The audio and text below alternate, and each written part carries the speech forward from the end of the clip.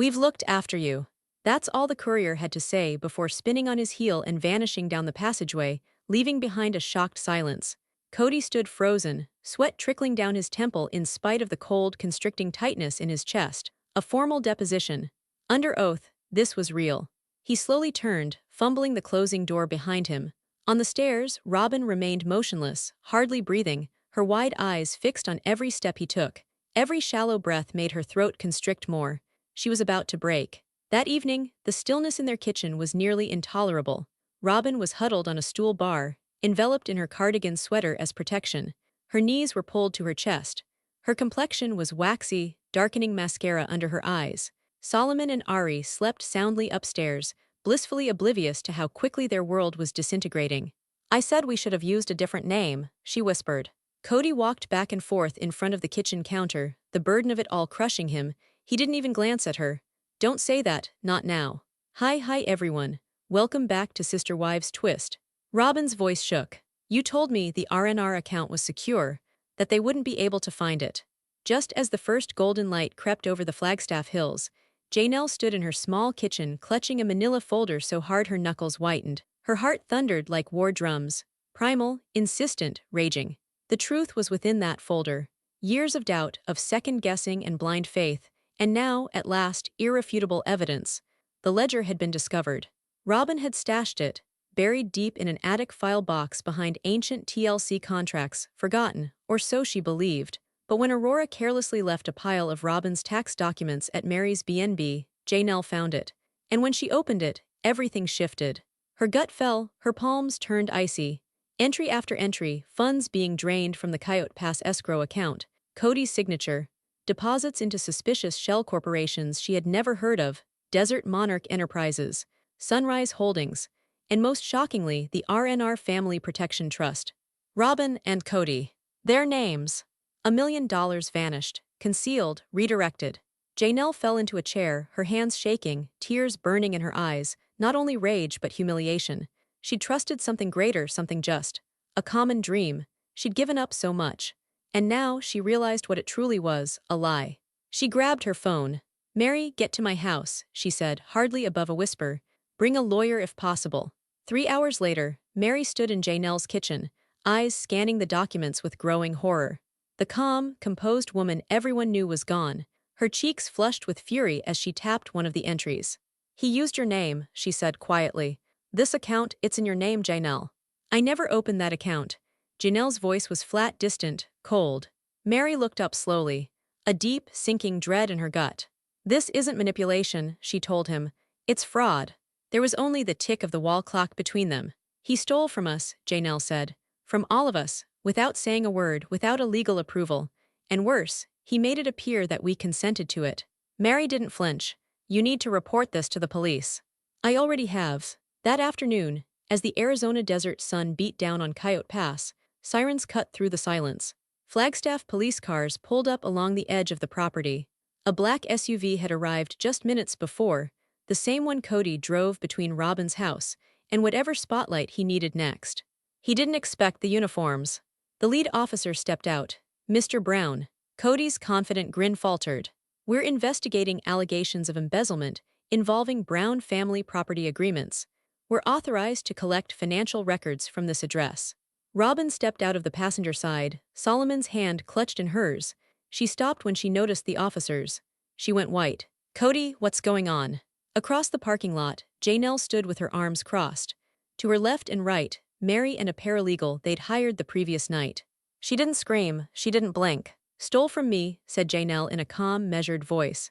"From all of us. You set up false businesses, you forged my signature, you transferred our family's money into shell accounts." Kody flung open his mouth. Nothing emerged. Then, with the precision of a clockwork machine, he attempted to turn the situation around. "This is a misunderstanding," he began to stutter. "It's personal, Janelle's always been sensitive." But Mary stood up this time. "Save it for your lawyer." The officer handed Kody an official notice. His hands were shaking. The TLC cameras had stopped rolling, but the microphones hadn't. Kody didn't know that the crew had kept filming, quietly, discreetly. Off camera, he hissed at the producers. "You think this makes them the victims? That I'm the villain here? No one followed the rules. No one respected me. That's why this family fell apart." His voice broke. Robin wept at his side, her purse clutched like a lifeline. "Why would they do this to us?" she wailed. "We were the ones who waited, the others fled." But no response came. The cameras remained motionless. The boom mics picked up every sentence. Live, a man who was disintegrating. There were no handcuffs, but the harm was already done. Not that day, though. But the wheels of justice were already in motion. Formal investigations had begun: fraud, identity theft, embezzlement, and gross abuse of trust funds. Kody's lawyer attempted to brush it all off as a vengeful smear campaign, irate exes attempting to ruin his reputation. But the paper trail was less sympathetic. Wire transfers, fake signatures, withdrawals scheduled for times when the family was most broken, right at the center of the COVID years, when they were at their weakest. Janelle, now with an experienced attorney by her side, sat for police questioning for the first time. Her shoulders firm, her voice steady. "I'm not doing it because I don't like him," she said. "I'm doing it because it's the only way to put a stop to the abuse. Financial abuse is still abuse. I gave him everything, my trust, my loyalty. And he used it to cheat me." A week since the startling police report had been made public, the knock resonated down the marble corridors of Kody and Robin's house, a place that was now shrouded in fear, where sunlight seldom filtered through the closed blinds. Thinking it was a package or a neighbor, Kody opened the door. Instead, there was a legal courier uniformed, holding a red-sealed manila envelope. "Kody Brown," the man inquired. Kody nodded uncertainly. "They can't, they won't," he mumbled. Robin's voice pierced the quiet like glass. "They already did, Kody." Her voice quivered, but her tone was biting. "The book is in Janelle's possession, and Mary's with her too. You don't understand. You're not alpha anymore. You've lost control of the narrative." Kody pounded his fist on the counter. "I built this family." Robin didn't blink, her eyes brimmed with tears. "You tore it down." In the corner of Parowan, Utah, the atmosphere at Mary's B&B was somber. Around the long wooden table was Janelle, Christine, and Mary, computers open, folders and papers splayed across the table. But this wasn't paperwork. This was a reckoning. "Robin's cracking," Christine said softly. "I've seen that face. She can't handle pressure." Mary nodded. "She never thought we'd push back. Kody taught her we were weak." Janelle's gaze never lifted from her computer. "We're not." For the first time in years, they weren't co-wives. They weren't competitors. They were women bonding, survivors of the same deceit, allies for a common cause. "I talked to Michael D.," Christine continued. "I'm prepared to come forward. I recall Kody pushing us to sell our Coyote Pass shares. He said it was for simplicity. Even back then, it didn't feel right." "That's coercion," Janelle replied. "And it's going to come back to bite him." Mary leaned in. "Let's make sure it does." In a dimly lit conference room in Flagstaff, Kody sat across from Janelle's attorney. A court stenographer clacked away in the corner. Cameras rolled quietly. Kody fidgeted in his leather jacket. The lawyer looked him in the eye. "You understand you're under oath?" "Yes." "Do you realize you're being asked about identity theft, wire fraud, embezzlement, and misappropriation of marital assets?" Kody smiled. "Allegations from angry women who lost out." The attorney pushed across the table a document. "Let's discuss Desert Monarch Enterprises. Why were you representing yourself as unemployed and surviving only off of TLC checks while creating this LLC?" Kody's face pulsed. "That's a side business." "With whose funds?" No response. The attorney continued. "Did Christine, Mary, and Janelle know that Coyote Pass escrow account money went into private holdings? Your sole control." Kody stumbled. "They knew, they all knew. I was protecting our assets. By concealing them, by dominating them," the lawyer cut in. "I was taking charge," Kody snapped. "That's what leaders do." The lawyer rocked back in his chair. "You didn't protect them, you protected yourself." That evening, Christine was seated on a national talk show. Composed, beautiful in an emerald green top, her voice firm, but eyes smoldering with contained anger. "I left Kody," she stated, "because I was sick of being invisible. But now we know, while we were breaking down emotionally, he was breaking us financially." The host leaned forward. "You think he went after the wives who didn't remain loyal?" Christine didn't flinch. "Absolutely. If he couldn't keep you in line, he discarded you." The audience collectively gasped. Within 30 minutes, the video went viral. And then, Gabriel spoke. The children had remained silent for days, processing, grieving, waiting. But now, on TikTok, Gabriel Brown shared his truth. "When my dad forgot my birthday, I said nothing. When he let us spin out of control during the pandemic, I said nothing." Gabriel's voice shook in his TikTok video, but his message had power. But this isn't a matter of emotions. This is illegal. My mom believed him. We all did. And he wielded that trust like a rewards card. 12 million viewed the clip in hours. Gwendolyn dove into the comments with acerbic precision. Orange jumpsuits and handcuffs are called for. Freedom. And lost in that growing tide of cyber outrage, Robin cracked. One night late, she phoned Mary. Her voice was rough, panting, panicky. I didn't know everything, she breathed. You have to believe me. Kody said it was legal. He said we were just consolidating. I thought he was making it right. Mary didn't answer immediately. The pause was intentional. Your idea that he was mending things, when he was bleeding our coffers dry, she finally said. That makes you either blind or an accomplice. And then the ultimatum. 2 weeks into the brewing tempest, TLC executives held an emergency Zoom session. Kody, Robin, and Janelle's group appeared on the screen. Tension clung to each pixel. We've seen the footage, said the executive producer bluntly. Our attorneys say that resuming production places the network in grave jeopardy. Kody folded his arms. What does that mean? It means we're ceasing filming, permanently, and your contract will not be renewed until this lawsuit is settled. Kody's eyes widened. You can't erase me. The producer did not blink. We didn't, you did.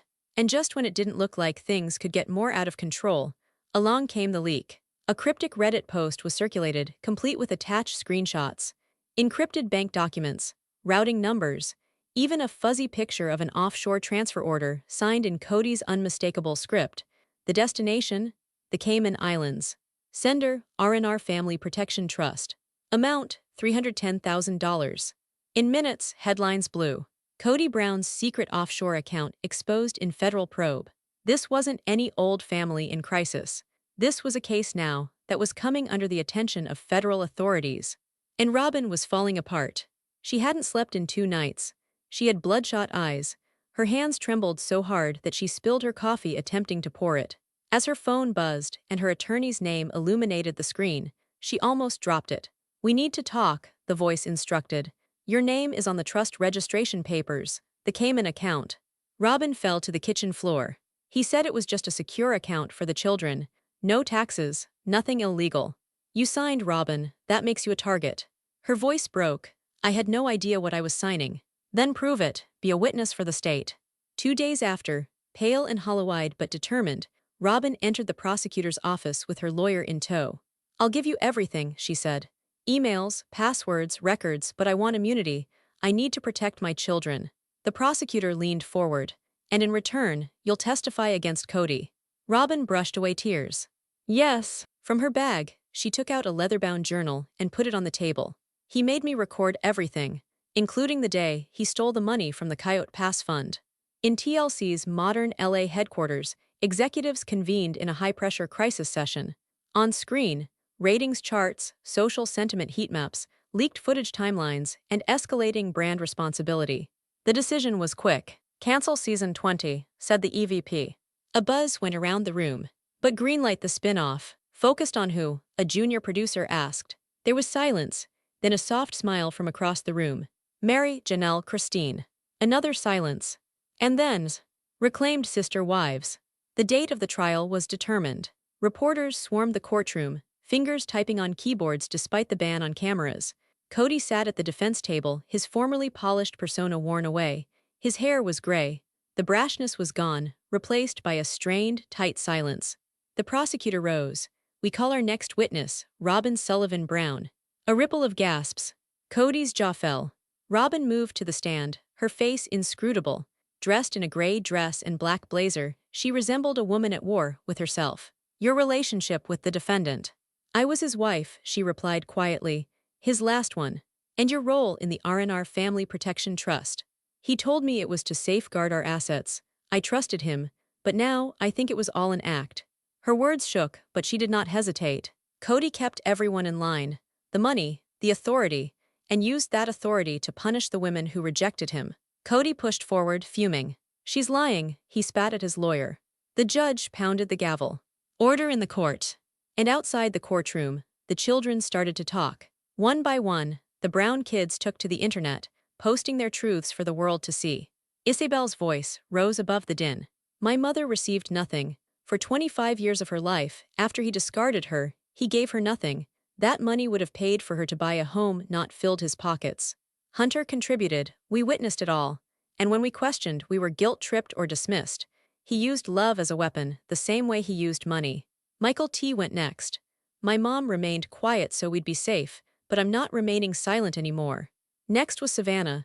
He said to me that he couldn't help pay for college. I didn't know back then. Now I do. Last but not least was the oldest. Logan. To be a leader is to be responsible. I did love my father, but love does not equate with blindness. If he did break the law, then he must face the consequences. For truth's sake, for our mothers. It is the third day of court, and Christine waits in the hallway. When Robin comes out of a side room, their eyes meet. Christine, Robin whispers. Never, Christine replies, her voice even. You once promised me you'd never hurt my children, but you helped him steal from them, from me. That makes you just as guilty. I'm trying to fix it, Robin said, her eyes burning. Then keep going, Christine told him, advancing, until the load of what he's done kills him. By week 4, Kody was disintegrating. The stress, the attention, the betrayal, too much. Outside the courthouse, a TMZ reporter yelled out a question. You want a bad guy, Kody yelled. Fine, I'm the bad guy, but they never all came together. For decades, I kept that family together, even when they lied, even when they plotted. The video became viral in just a few hours. His final thread of public sympathy was broken. Closing arguments loomed, and the case had tilted strongly in favor of the prosecution. The proof was overwhelming. Accounting records connecting Kody to embezzled money in offshore accounts, falsified reports, TLC recordings of his spending habits, and Robin's witness testimony supported by email and diary entries. Mary, Janelle, and Christine sat together in each session, quietly united. No matter what happens, Mary whispered to Janelle, we've already won. The final day of trial arrived. The courthouse was packed, fans, reporters, and former TLC crew. It wasn't just a fraud case anymore. It was the fall of a man once portrayed as the father of a perfect polygamist family. Kody entered from a side door, flanked by lawyers. His eyes were bloodshot, his face hollow. The swagger was gone. Christine, Janelle, and Mary sat in the front row, calm and serene. The judge came into the room. The room stood. The prosecutor spoke to the jury. Kody Brown is not a man who has made mistakes. He is a manipulator, a thief, and a liar. Behind the veil of family and leadership, he stole more than $1 million money from his wives and children. He forged signatures, built companies, sent money offshore, and when his wives objected, he punished them financially and emotionally. This was not confusion. It was calculated betrayal. Kody's attorney replied unsteadily. Yes, errors were committed, but Mr. Brown was under tremendous stress, controlling several families, companies, and a TV show. This was not a scam. It was sloppy accounting. Don't let passion cloud your judgment. Christine shook her head slowly. Janelle scrutinized the jury. The jury came back after 7 anxious hours. Kody stood wobbly on his feet. The foreperson read, we find the defendant, Kody Wynn Brown, guilty count 1, wire fraud, count 2, embezzlement, count 3, identity theft, count 4, fraudulent transfer of marital assets. Gasps rippled through the courtroom. Robin sobbed softly in the rear. Kody grasped the table as his knees weakened. Janelle breathed a deep breath. Christine leaned forward and grasped her hand. Mary struggled to hold back tears. It was over. A month later was sentencing. The courtroom was packed again. Reporters, fans, old producers. Kody stood, unshaven, hollowed out. A man who had previously been the hero, now revealed. He cleared his throat. And he began to speak. Kody was standing before the judge, his voice low, shaking with the burden of all that he'd lost. I loved my family, he told her. I was wrong, horribly wrong, but I was trying to keep what I thought was my own. I never meant to hurt anyone, I didn't want to lose what I created. Please don't take my life. The judge did not flinch. Her eyes were on him. You breached your family's trust. You manipulated their finances. You used your wives' names as aliases without permission.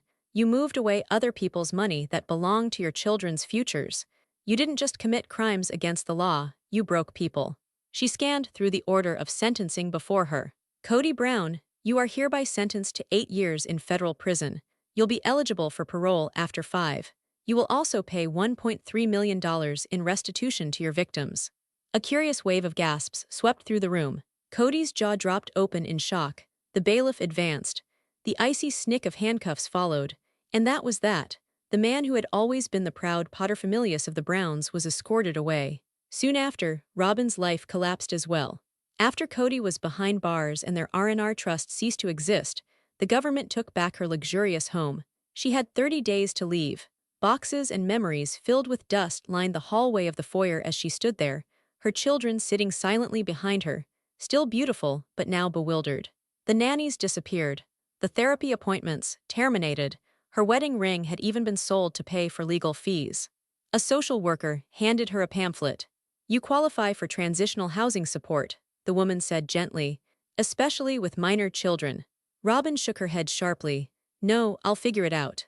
She turned and stared at the framed family photos on the wall, pictures that once told a story of unity, now haunting evidence of something false. The chandelier above her, the grand staircase behind her, none of it had been real. 2 months after that, Sister Wives Reclaimed launched on TLC. It went wild. Ratings shot up threefold. The first episode began at Coyote Pass. Christine, Janelle and Mary stood on the dusty ground that once represented hope. Now it was a battleground they had survived. "I don't want revenge," Christine said. "I want peace," Janelle added. Mary smiled. "And finally, freedom." They hugged as music swelled. Social media exploded with support and applause. But just as things were quieting down again, another storm rolled in. Christine's son, Pedon, showed up on a podcast. The interview began lightheartedly but turned sharply. "There's something people don't know," he said, voice suddenly serious.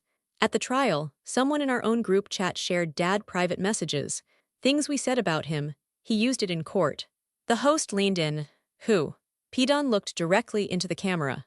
"Logan's." The internet went wild. Fans were divided. Had Logan, the golden child, betrayed his brothers to save their father, or was he merely attempting to balance loyalty and justice? Christine remained quiet for 2 whole weeks. Logan's social media disappeared. 6 months on, Kody was hardly recognizable. His hair pulled back, thinning, his hands red from scrubbing cafeteria tables in a low-security federal prison in Arizona. Most of the inmates had no idea who he was. The few who did taunted him. Robin was renting a small apartment in Prescott. She worked part-time in a religious bookstore. Her children were in public school for the first time in their lives. Mary was a renowned speaker on toxic relationships. Her bed and breakfast was full for a year. Women from all over the country came to her seminars on boundaries and self-worth. Janelle's memoir, Unbreaking the Family, was a national bestseller. She dropped bombshells in it: unseen TLC footage, untold secrets, real names. She revealed the man who had pleaded with her for years to keep the truth secret. And yet, she still hadn't said it all. Christine, she was doing well. Fiancée to a kind, soft-spoken widower from Salt Lake, she was now living the existence she longed to have only in her fantasies. The 3 women, once entangled in someone's fantasy, were now creating a reality of their own. But the dust wasn't entirely settled. In the backrooms of Nevada, Arizona, and Utah, embers smoldered. Christine, now a recognized voice for women's rights in plural marriages, started a strong podcast, Reclaimed: The Other Side of Sister Wives. On it, she talked to former sister wives from mainstream and fringe Mormon sects. The stories were uncut, raw, real. Her wedding to David was scheduled for October. TLC was preparing a special broadcast. Janelle's confidence surprised even her best friends. Unbreaking the Family was only the start. And Mary was a kind of folk hero. Her bed and breakfast, Lizzie's Heritage Inn, was a refuge, a 1-year waiting list, weekend getaways, healing circles. But hidden beneath her flawlessly manicured Instagram was something still, a secret that, if it was ever exposed, would shatter what remained of her family relationships. And Robin's. She vanished from public view. A shadow in her own life. She lived by herself now in a small, peaceful 2-bedroom duplex in Prescott, Arizona. The apartment was small, but so was her universe nowadays. Her children had drifted away. At school, they would hardly utter a word. Solomon, so full of energy once, was now quiet. Ariella did not attend birthday parties any longer. Not that she was not invited, because she did not want to. But Robin had not vanished utterly. She secretly watched all the recovered episodes of Sister Wives. Each time Christine or Janelle told a new tale about Kody's manipulation, her expression would stiffen. Her fists became bunched up without her even noticing. Sometimes, when her children walked in on her, they'd see her sobbing on the couch by herself. She knew what the people thought of her. The internet named her mastermind, enabler, destroyer of all. But it was the silence that hurt most. From Mary, from the children, from everyone. Even Brianna had begun sending personal messages to Gwendolyn. Robin wrote letters, one to Christine never mailed, one to Janelle burned before it was complete. Then came the invitation. Christine was marrying. The wedding took place on Utah's soft, golden hills. Beautiful, quiet, intimate, close friends and family only. David's older kids loved Christine. Tony and Mykelti co-emceed. There was an actual flower girl. TLC cameras were rolling, recording every detail. But when the cameras weren't rolling, things were strained. Robin RSVP'd. Not in person, a mutual cousin. When Christine learned, her stomach lurched. At a dress fitting, she turned to Janelle and quietly asked, "A trap?" Janelle didn't flinch. "She just wants back on camera." Christine struggled with it. If Robin attended, the entire wedding would be a circus. She'd make the moment her story. She'd spin it for sympathy. So they kept quiet. But Robin showed up anyway. She went alone on the wedding day. Security detained her at the entrance. TLC cameras were instructed not to roll, but truly recorded a few seconds on her camera. Robin stood there, sobbing, clutching a crumpled gift bag, saying, "I just wanted to say congratulations." The clip leaked, it went viral. Then came the book. Janelle had been offered a sequel memoir, but she had more in mind. A complete exposé by her, Christine, and Mary, based on years of production notes and unaired footage from TLC. They titled it Patriarch, Kody Brown's Untold Story. Christine wavered. "This is not a book, it's a battle cry." But then the publisher wired the advance, 7 figures. And that was it. Inside were Kody's behind-the-scenes edits to remove Robin's worst moments, his staged financial struggles to receive more episodes, cut scenes of Robin screaming at other children, a secret voicemail where Kody pleaded with Janelle to lie to the police. Following the leak of the book cover, Robin fainted in a supermarket, according to reports. Then Logan intervened. Always the peacemaker, always the outsider. He'd had a peaceful existence in Nevada with his wife, out of the spotlight. But when Peyton accused him of sharing group chat messages to cover for Kody, Logan sued him for libel. Mary was shocked. "A lawsuit against your own brother. He destroyed my reputation to build his YouTube," Logan explained. Christine attempted to reassure everyone. Janelle pleaded with them to work it out, but Peyton would not apologize. And now the second generation was imploding, on the world stage. The damage wasn't only to Kody's reputation anymore. Meanwhile, Kody, in prison now, started writing letters. To Robin, to Janelle, to Christine. They were odd, laced with apologies and holy drivel. Accused the producers. Said he'd discovered a greater purpose. Wanted to see his children. Wanted Janelle to bring him a book of Psalms. Wanted Mary to confirm that she still thought they were eternal partners. Christine burned her letter. Janelle folded hers up and stuck it in a drawer. Mary wrote one sentence: "The bridges are burned, all that's left is ash." Then there was the reunion. A new host, no more sugarcoating, no more protection. It was raw. To Christine, "Did you invent the Robin story?" To Janelle, "Did you trust Kody and make a financial error?" To Mary, "Is Robin a victim or an accomplice?" Then the moment no one anticipated. The host played a phone call, audio never previously heard. Kody, from behind bars, recorded in a private conversation. And what he said altered everything. They believed they had succeeded. That by outing him, they'd regain the authority they felt he took. But not Kody. In his own words trapped in that eerie prison call, he said, "They never had the strength to lead. That's why they followed me." Christine didn't even blink when they played the audio. "And look where you led us," she said. That was the end of the season. And what an ending it was, a cliffhanger soaked in raw emotion. Janelle and Mary stopped speaking. The silence was louder than any argument. Janelle felt blindsided, betrayed, when Mary revealed she'd quietly signed a limited contract with TLC for her own solo spin-off. "You talk about unity," Janelle snapped, "and now you're chasing money by yourself." Mary remained serene. "Chilly even, you wrote your book by yourself, what's the big deal?" Christine attempted to dissipate the tension, to guide them back from the brink. But this time, the crack seemed too deep. It wasn't Kody that split them up anymore, it was pride. Celebrity, limelight. The camera crept slowly back, leaving us with the picture of 3 women who once stood shoulder to shoulder, now standing apart. The next scene did not begin with drama, just quiet. Sunlight streamed through half-closed blinds in Janelle's small Flagstaff rental. A picture of her and the kids was on the coffee table, next to a pile of unopened legal documents.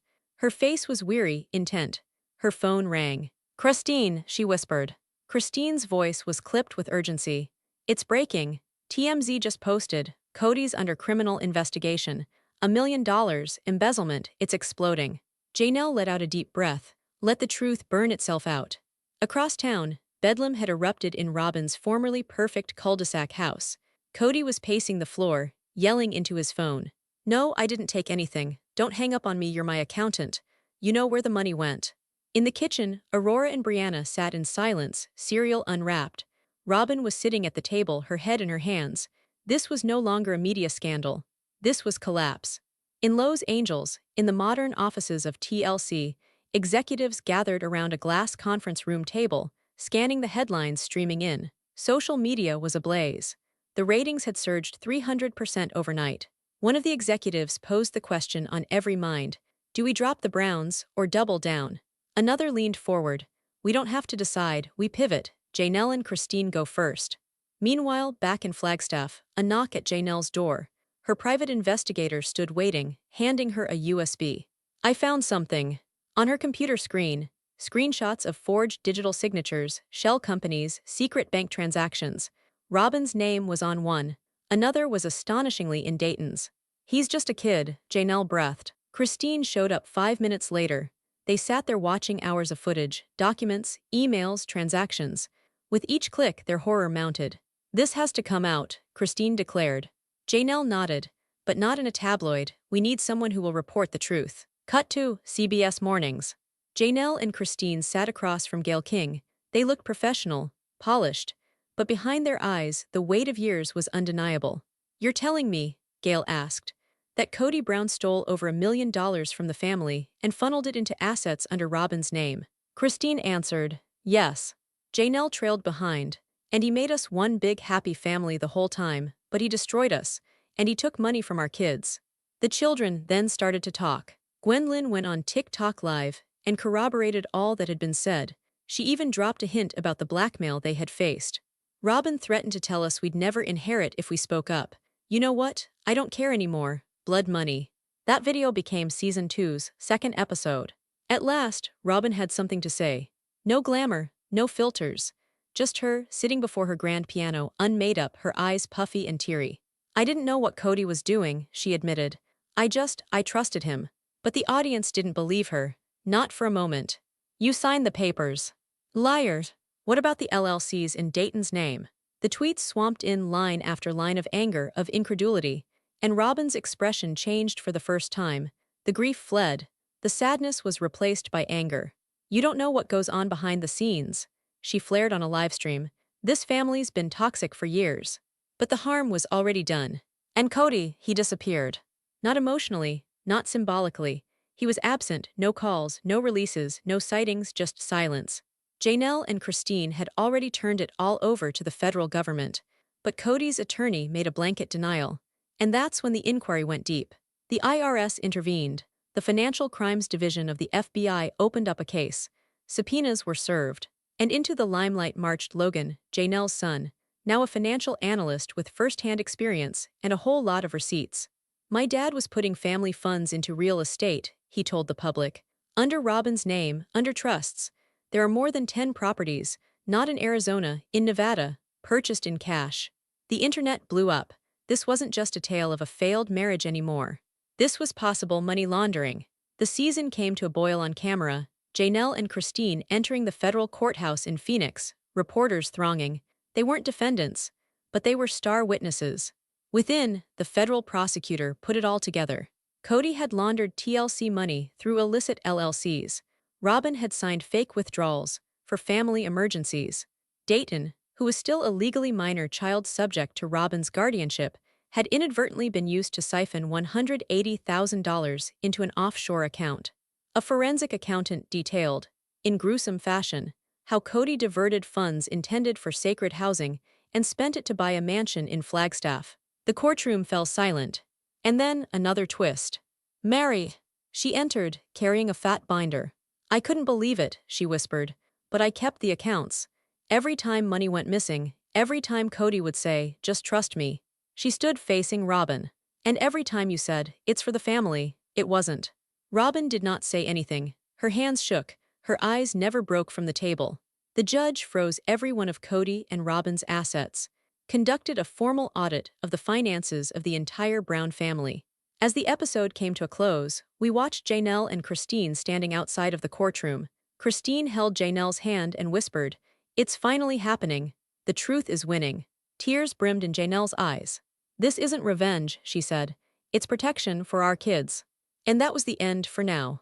Let us know what you think in the comments. And don't forget to subscribe to our channel for more updates like this. Thanks for watching.